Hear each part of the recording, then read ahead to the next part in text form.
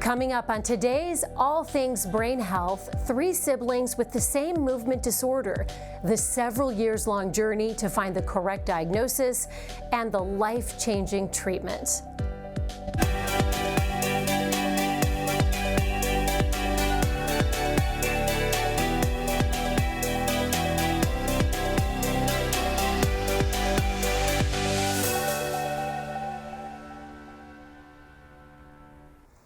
Good morning, I'm Alexis Del Cid. Welcome to All Things Brain Health. Imagine your body jerking and twitching without warning, and it's completely out of your control. Imagine struggling to write your name, to hold a coffee cup, or to simply sit still in class or at a restaurant, not because you're nervous, but because your muscles won't cooperate. This is the daily reality for people living with myoclonus dystonia. It's also called MD. It's a rare neurological disorder that causes involuntary muscle contractions. It can also come with emotional anguish that will ripple through an entire family. Siblings Angela, Bella, and Anthony are living with this disorder. 2 of them have received a high-tech surgery stimulating their brains, which has allowed them to regain much more control over their lives. Jessica Lovell shows us. No one quite understands you like a sibling does. Oh, it's a Mocha Cocoa. You want me to set it on the table? Yeah. Especially when you share something rare, like Bella, Anthony, and Angela Diaz. When I was in kindergarten, I was diagnosed with Tourette syndrome. When I got to high school, I was bullied because I had facial tics. All 3 were teased and bullied by others for things like hand tremors and tics and sudden movements. It started with the oldest, Anthony. I have real bad anxiety.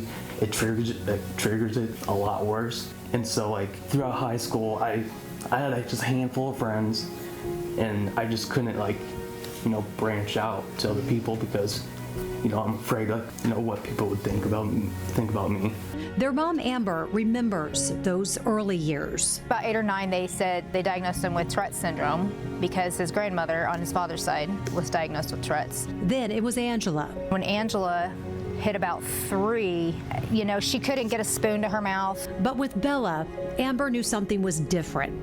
She pushed for more answers. It was awful, and I hated seeing them just not being able to control any of it. But by the time we got to Bella had more of some of the social emotional aspects of the disease. I finally started exploring different neurologists. For years, the siblings were misunderstood, and turns out, misdiagnosed. They were told they had Tourette syndrome until finally doctors at Children's Mercy unraveled the mystery and diagnosed them with dystonia, a rare movement disorder that affects part of the brain responsible for motor control and coordination. It was middle school, and I would be in class and I'd have to sit on my hands to stay still, and that's why I didn't want to go to school. I'd have panic attacks and stuff. After years of relying on medications to control the tremors and tics, the family was offered a different treatment option called a DBS, a deep brain stimulator. Functional neurosurgeon at the University of Kansas Health System, Dr. Jennifer Chang, performed their procedures. She surgically implanted the DBS device below the skin of the chest and connected the leads to the brain to deliver pulses that control and calm the tremors. The sisters say it has changed everything.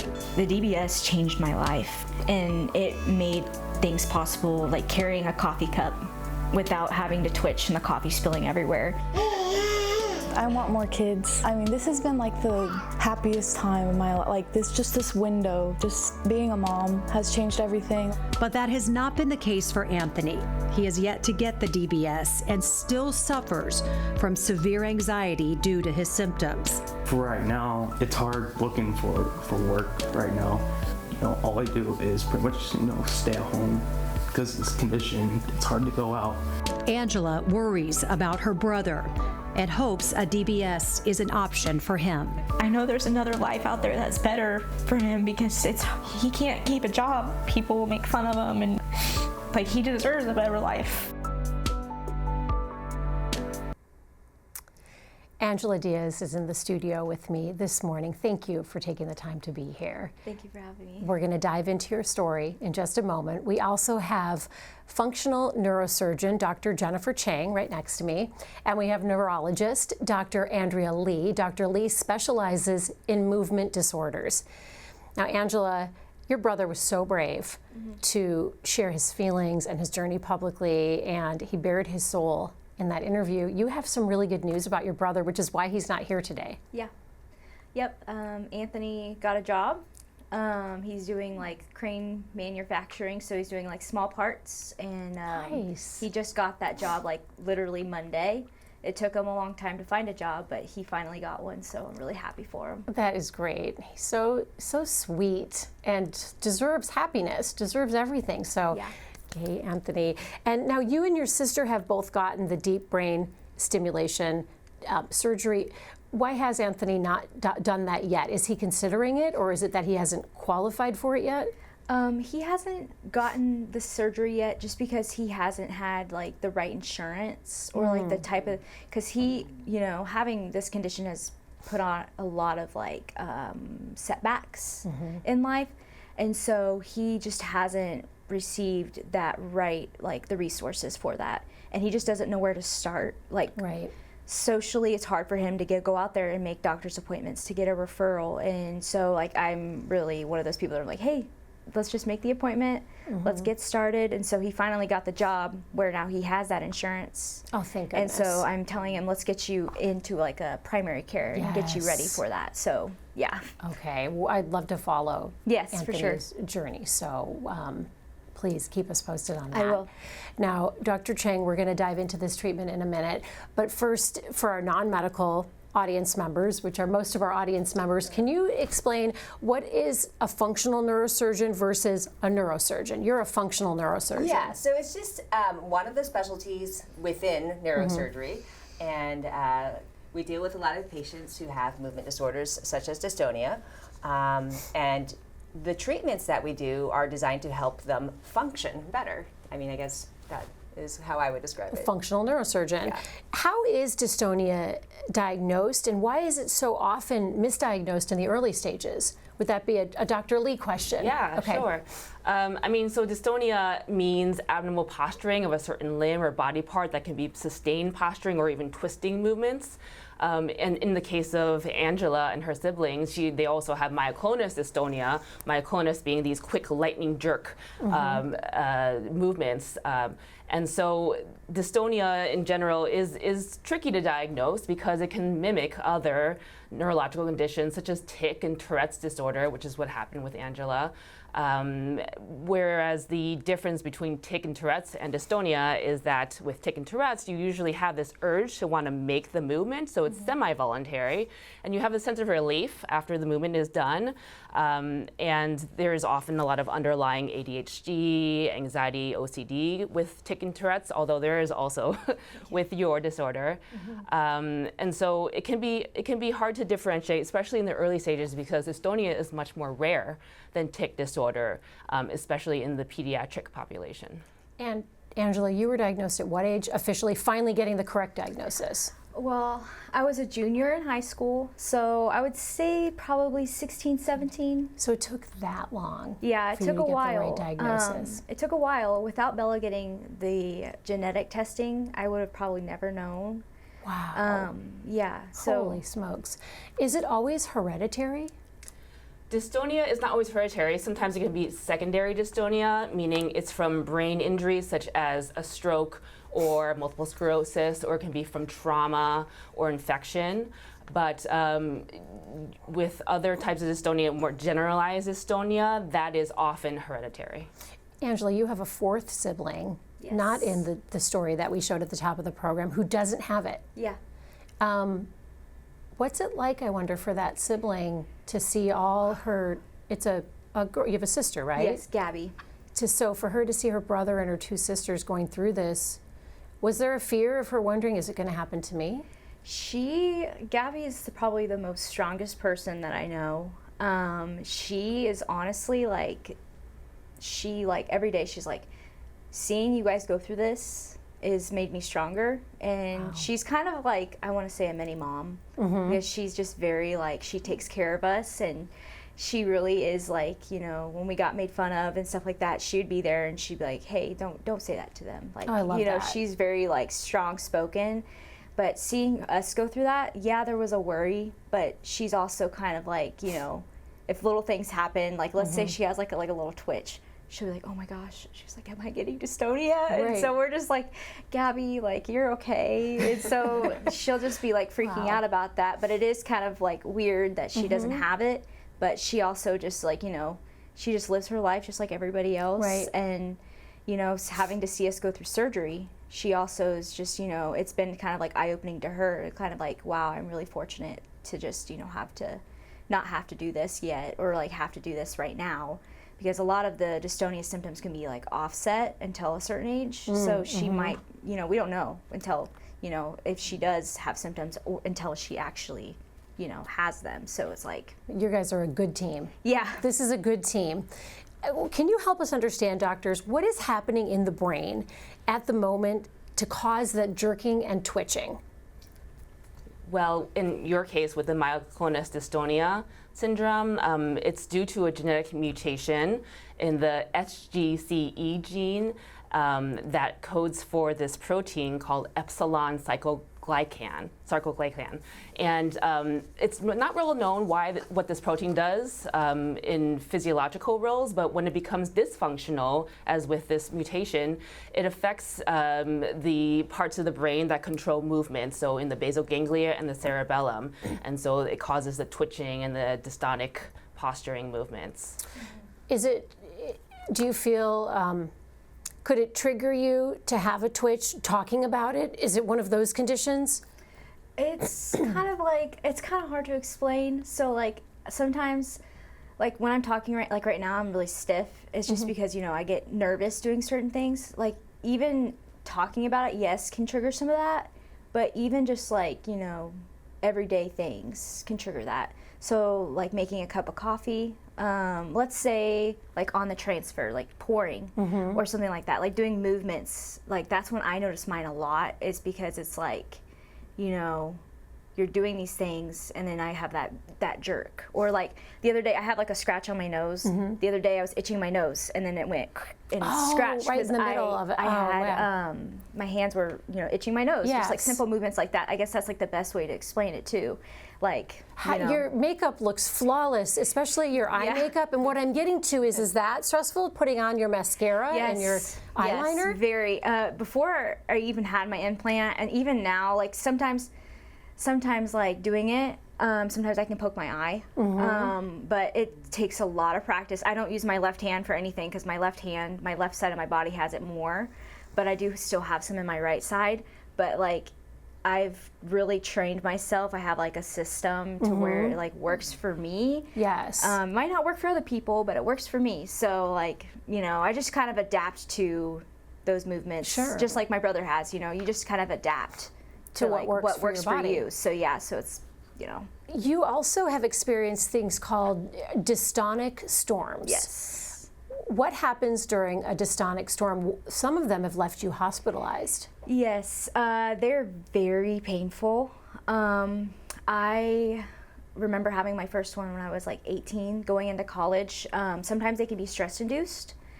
I actually just had one last week because I'm trying out new settings with my DBS, so we have to see what like works the best. And sometimes like my head will be stuck to the side of my neck, and that's kind of like one of my newest ones that I've been having. So it's a burst of uncontrolled And twitching? or like muscle spasms, you know. Oh, and your head was just It was stuck just at an stuck angle? like that, Oh, yeah. how And uncomfortable. so yeah, it's really uncomfortable. Yeah. But like one of the best things for me right now is having the implant, because I can just go and make that adjustment, and then over time it'll kind of just correct itself. And so like right now I feel great. So And you've got that. yeah.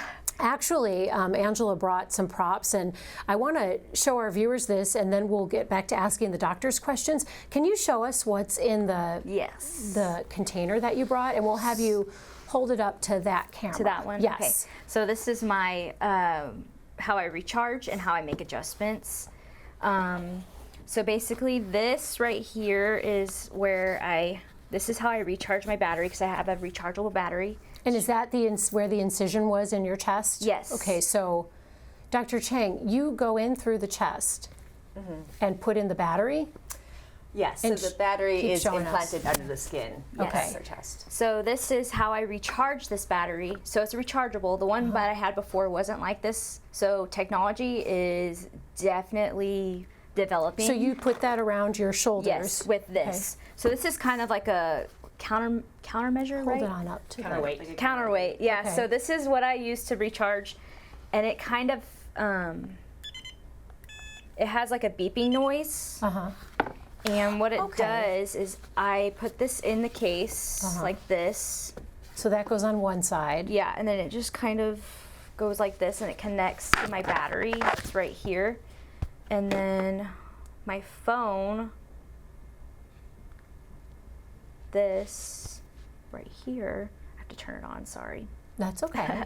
So you turn on your phone, and what do you use your phone for? I use this what I use this for is to make adjustments, and then to see like what my battery's at. So like, if it's gonna pull up. That's okay. Do Sorry. you carry this around with you all day?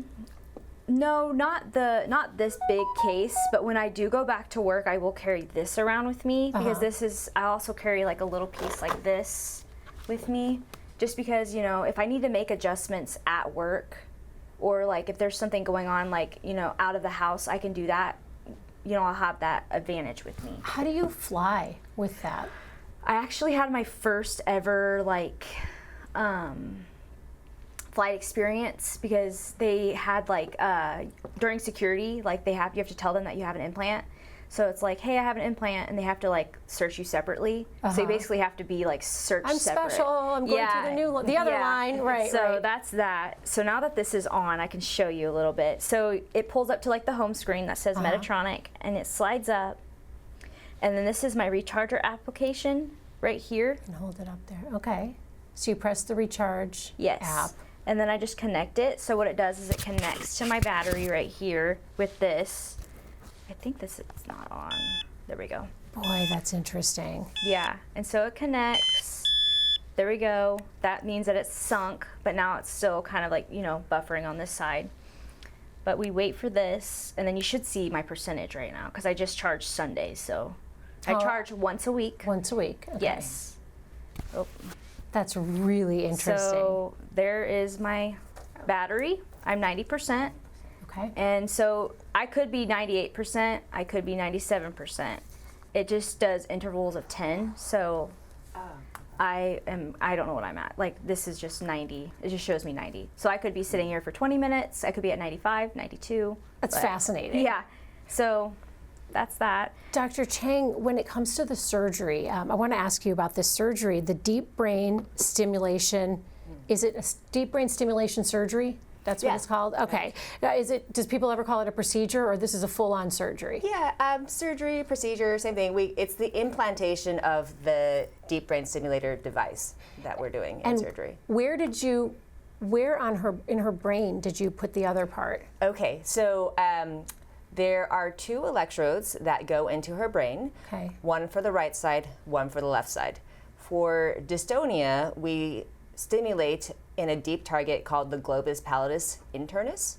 So we need to place one electrode into the right brain structure called globus pallidus internus, or GPI, and then one into the left one. So she actually has some incisions that are kind of near the front of her head, which is where the 2 electrodes were implanted. And then the other end of the electrodes were brought under the skin and then brought over to connect to the generator, the battery on her chest. How do you get the electrodes? How do you connect it? Where do when they go from here to her chest? Is it a wire you're kind of moving down? Looking at the screen? So she has essentially the stimulators that are in the brain are basically 2 thin wires. So the wires go into the brain, again, from the frontal area, one on the right and one on the left, and then they're connected to what's called an extension wire, again, just a thin wire. And they were brought from the side of her head, brought under the skin down to hear. So interesting. Does it work for all movement disorders like Parkinson's? So we use deep brain stimulation for Parkinson's disease, and we use it to treat essential tremor as well. And there are a few different targets in the brain that can be treated. You know, in her case, globus pallidus. And for Parkinson's, there's subthalamic nucleus, which is a different area, and globus pallidus. And then for essential tremor, we treat in the thalamus. So again, a different brain area. Different area. And Dr. Lee, how do you determine whether a patient is a good candidate for this or not? Well, after they have exhausted more conservative treatments, such as oral medications or botulinum toxin injections, if the dystonic movements are more focal, we can sometimes treat, such as, for example, cervical dystonia. We put botulinum toxin injections, Botox, into people's neck muscles. And then also if they've gone through physical therapy, all the more non-invasive measures we always try first. But if they're refractory to these and it's really limiting their quality of life, then we'll refer them to the neurosurgeon. And that's what happened with you. Yeah. What was the first thing you noticed, the first change you noticed after the surgery? Oh, wow. And when? The first change that I noticed is, again, I'm a coffee drinker. I love to drink coffee, and I could never drink anything without a lid because it was really hard for me to hold something without a lid. Right. And so I remember my first time ever having a coffee cup and taking that coffee cup and literally just holding it. And I'm like, this is weird. Cup of nice hot coffee. And then another one was, I used to work for a school district, and I was in there helping some kids with some math on the board. And even when I was in school, they would call me up to do math problems on the board. I could never hold the marker still, and I could never write on a board because it was always squiggly, and I was nervous and it was twitchy. But I could actually write on the board and move swiftly, and I'm like, this is so cool. And now my handwriting looked different and everything because it's your hands aren't shaking. So it's that's one thing that I also noticed with that. Or turning a page in a book. I read my Bible a lot. I'm a person of faith, and so having to read my Bible. Is that telling you it's done charging? No, it's. You can take it off if you want. I don't mean to have it. You don't have to wrap it around you the whole show. Yeah, this thing likes to beep whenever it comes off the battery. Okay. But so you noticed it in everyday things that so many of us take for granted. Yeah, because I would turn the page and you know how thin those pages are, and it would rip. Or even having to mark something, it was just yeah. Could you drive? So that was one thing that that's one thing that led me to get the surgery in the first place, because right when I started to have a lot of my storms, I had one while driving. Oh my gosh. And what happened was my body locked up, and you use your left side for driving a lot. And what happened was my leg, it completely just started to just feel like I had a Charlie horse in my leg. Yeah. And so I got into an accident, and so then I got my driving privileges revoked. My neurologist was like, yeah, no, you can't drive anymore. And How so scary. now I'm driving now. So that's one of the pluses of having this is a huge plus.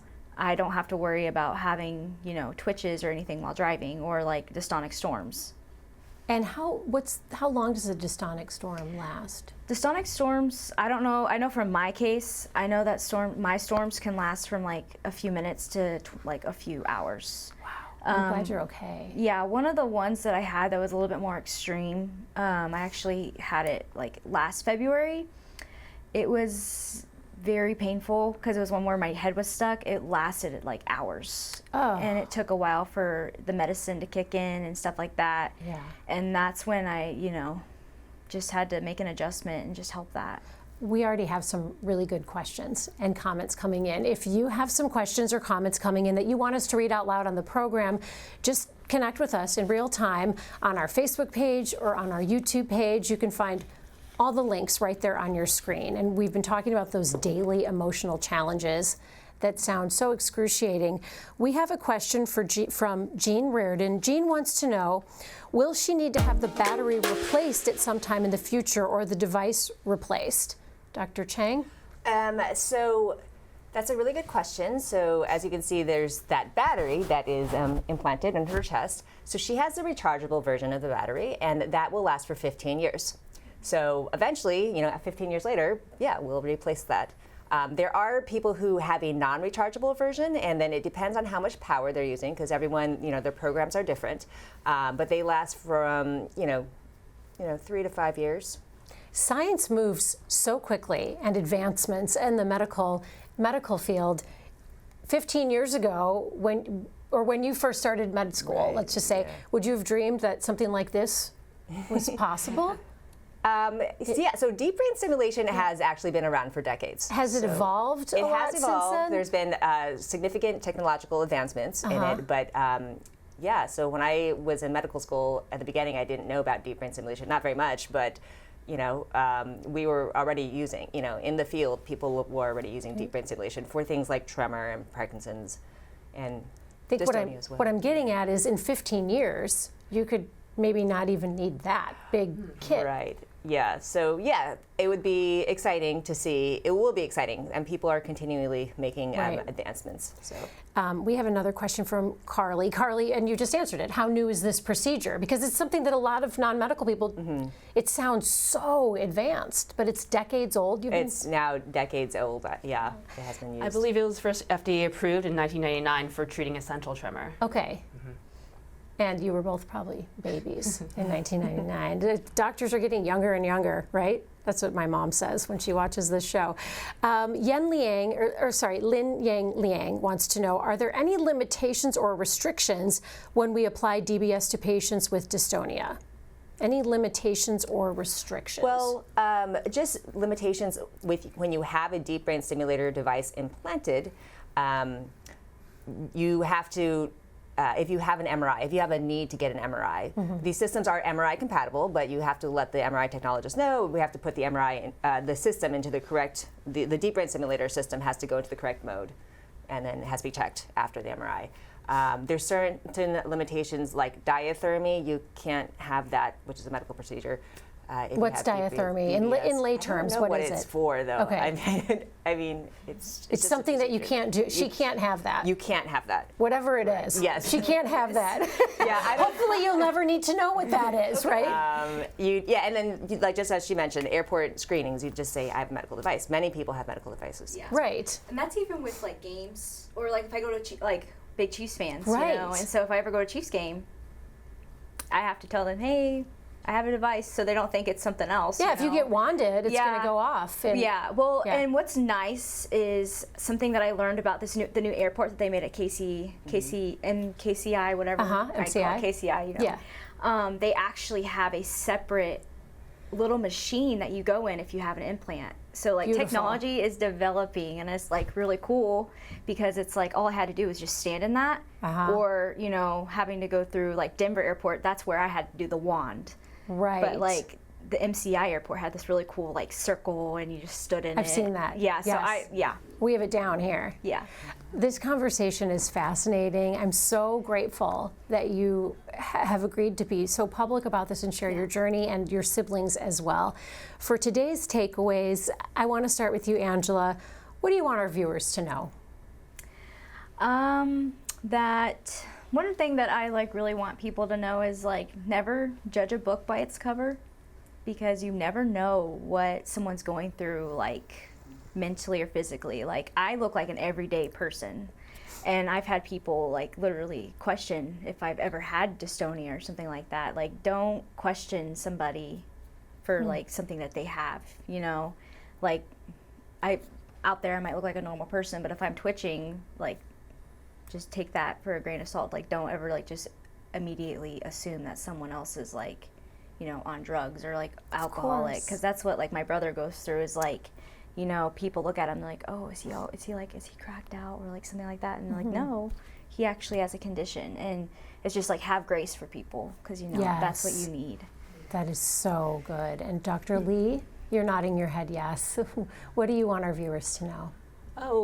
Dystonia can be hard to recognize and diagnose, but a neurologist who is specially trained in movement disorders, also known as a movement disorder specialist, can help, and there are treatments available. Dr. Chang? Yeah, same. I would definitely repeat what Dr. Lee has said. I think it's a I'm really glad that Angela came on the show today, because it's just it's a rare disorder that I felt like a lot of people don't know about, and so I agree with what both of you all said. Is just that people have a lot going on. Don't judge. And also, just what Dr. Lee said, just that there are treatments. There's medical treatments, there's medications, there's surgeries, there's ways that we can help. Thank you, Dr. Chang, Dr. Lee, Angela, thank you for coming on this program. It's very educational. And thank you to our viewers for watching and joining our conversation. And Anthony, congratulations on your new job. We will see you right back here tomorrow morning. Sickle cell disease is painful, expensive, and now curable. Scientists genetically modify the patient's own blood cells, transforming them into healthy ones, and then infuse them back into the body. I'm Jessica Lovell on the next Open Mics with Dr. Stites. Watch the inspiring journey of a patient undergoing this life-changing therapy at the University of Kansas Cancer Center for a pain-free future. Wednesday at 8.